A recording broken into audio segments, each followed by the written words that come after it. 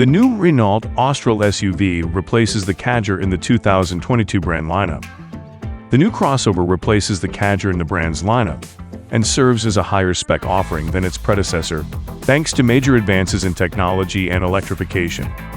This is the Renault Austral, and is hailed as a new entry in the ever-competitive C-segment SUV market.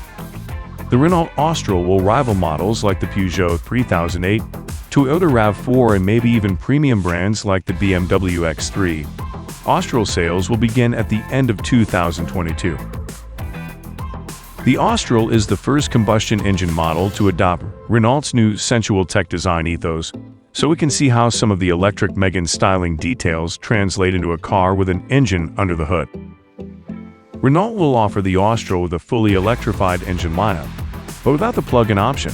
Conventional hybrids and 12-volt mild hybrid engines are options.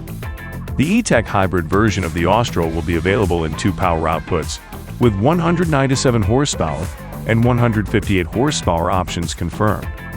It uses a turbocharged 1.2-liter, 3-cylinder petrol engine mated to a 67 horsepower electric motor with a small 1.7 kilowatt battery. The drive is sent to a speed automatic transmission, while the battery is recharged for 7 regenerations.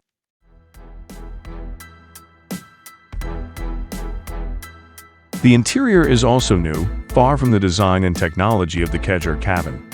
It's based on an open-R cockpit with Android automotive-powered infotainment featured on a 12-inch digital instrument cluster and a 12-inch portrait-facing center touchscreen.